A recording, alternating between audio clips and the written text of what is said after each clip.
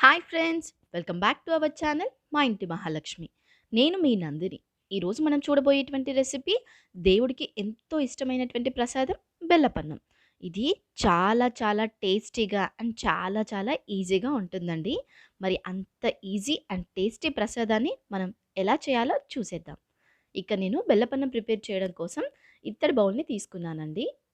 బెల్లపన్నాన్ని ఇలా ఇత్తడి బౌల్‌లో చేస్తే చాలా చాలా టేస్టీగా అండ్ ఆరోగ్యంగా ఉంటుంది. ఇప్పుడు ఇందులోనికి నేను ఇలా ఒక గ్లాస్‌తో రైస్ తీసుకుంటున్నానండి. ఇక్కడ నేను నార్మల్ రైస్ తీసుకుంటున్నాను. మీరు కావాలి అనుకుంటే రేషన్ బియ్యంతో కూడా చేయవచ్చు. అది కూడా చాలా బావుంటుంది బెల్లపన్నానికి. ఇలా కొద్ది కొద్దిగా వాటర్‌ని యాడ్ చేసుకుంటూ కనీసం 2-3 సార్లు ఇలా రైస్‌ని శుభ్రంగా వాష్ చేసుకోవాలి. ఇలా వాష్ చేసుకున్నటువంటి రైస్‌లోకి నేను ఏ గ్లాస్‌తో అయితే బియ్యాన్ని తీసుకున్నానో అదే గ్లాస్‌తో కరెక్ట్‌గా 2 గ్లాసుల వరకి వాటర్‌ని యాడ్ చేసుకుంటున్నానండి. ఇప్పుడు దీన్ని స్టవ్ మీద పెట్టి అన్నం కంప్లీట్‌గా 90% వరకి కుక్ అయ్యేలాగా కుక్ చేసుకోవాలి. ఇలా మధ్య మధ్యలో కలుపుతూ అన్నాన్ని మనం బాగా కుక్ చేసుకోవాలి. చూడండి, ఒక 15 నిమిషాల్లో మన అన్నం అనేది ఇలా చక్కగా రెడీ అయిపోతుంది. ఇలా అన్నం గింజని మనం చేత్తో ప్రెస్ చేస్తే ఇలా చక్కగా విరిగిపోవాలి. అలా ఉండేలా చూసుకోవాలి. ఇప్పుడు ఇందులోనికి నేను ఏ గ్లాస్‌తో అయితే బియ్యాన్ని తీసుకున్నానో అదే గ్లాస్‌తో కరెక్ట్‌గా 1.5 గ్లాస్ వరకి బెల్లాన్ని తీసుకున్నాను. ఇప్పుడు దీన్ని ఈ రైస్‌లోనికి యాడ్ చేసి బెల్లం మరియు అన్నం కూడా చక్కగా మిక్స్ అయిపోయేలాగా ఇలా లో ఫ్లేమ్‌లో కలుపుతూ ఉండాలి.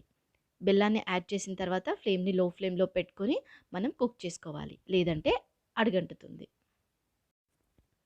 చూడండి, ఇలా ఒక్క 5 నిమిషాల పాటు బెల్లం అనేది బాగా అన్నంలో మిక్స్ అయిపోయేలాగా ఇలా మధ్య మధ్యలో కలుపుతూ కుక్ చేసుకోవాలి. ఇప్పుడు ఇందులోనికి నేను ఏ గ్లాస్‌తో అయితే రైస్ తీసుకున్నానో అదే గ్లాస్‌తో కరెక్ట్‌గా ఒక గ్లాస్ వరకి కాచి చల్లార్చినటువంటి చిక్కని పాలని యాడ్ చేసుకోవాలి. ఇలా పాలని యాడ్ చేసుకున్న తర్వాత పాలనేవి రైస్‌లో బాగా మిక్స్ అయ్యేలాగా ఇలా కంటిన్యూగా కలుపుతూ బాగా కుక్ చేసుకోవాలి. నేనిక్కడ బెల్లమన్నం ప్రిపేర్ చేయడం కోసం ఒక గ్లాస్ రైస్‌కి 2 గ్లాసుల వాటర్, అలాగే ఒక గ్లాస్ మిల్క్, అంటే కంప్లీట్‌గా 3 గ్లాసుల వరకి లిక్విడ్ యూజ్ చేస్తున్నానండి. అప్పుడే మనకు బెల్లన్నం అనేది పర్ఫెక్ట్ టెక్స్చర్‌తో వస్తుంది. చూడండి, ఈ కన్సిస్టెన్సీ అనేది ఉండాలి. అప్పుడు బెల్లన్నం చాలా చాలా పర్ఫెక్ట్‌గా టేస్టీగా ఉంటుంది. ఇప్పుడు ఇందులోనికి ఒక 3-4 ఇలాచీని కాస్త దంచి యాడ్ చేసుకోవాలి. ఇప్పుడు దీన్నంతటిని మరొకసారి బాగా మిక్స్ చేసుకుంటూ కుక్ చేసుకోవాలి. చూసారా, మన బెల్లన్నం అనేది ఆల్మోస్ట్ చక్కగా రెడీ అయిపోయిందండి. ఇప్పుడు మనం డ్రై ఫ్రూట్స్‌ని రెడీ చేసుకుందాం. దానికోసం దీన్ని మరొక స్టవ్ మీదకి షిఫ్ట్ చేసేసుకుందాం.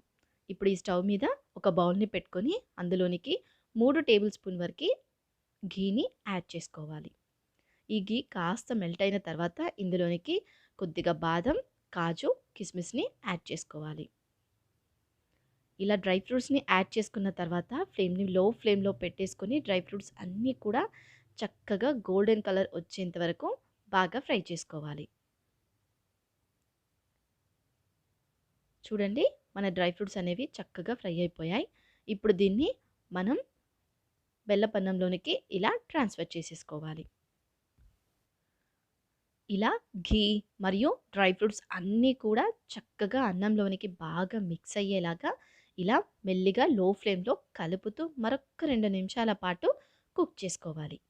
అంతేనండి, టేస్టీ టేస్టీ బెల్లపన్నం రెడీ. ఇది నైవేద్యంగా కానీ లేదంటే ఎప్పుడైనా స్వీట్ తినాలి అనిపిస్తుందంటే అప్పటికప్పుడు చేసుకునే ఈజీ రెసిపీ అండ్ చాలా చాలా బావుంటుంది. నచ్చిందా? అయితే ఆలస్యం ఎందుకు? మీరు కూడా ఇంట్లో ట్రై చేసి ఎలా వచ్చిందో నాకు కామెంట్ చేయండి. అండ్ ఈ వీడియోని మీ ఫ్రెండ్స్ అండ్ ఫ్యామిలీ మెంబర్స్‌తో షేర్ చేసుకోండి. అలాగే నా వీడియో నచ్చినట్లయితే ప్లీజ్ లైక్ చేయండి, షేర్ చేయండి అండ్ నా ఛానల్‌ని తప్పకుండా సబ్స్క్రైబ్ చేసుకోండి. Thanks for watching.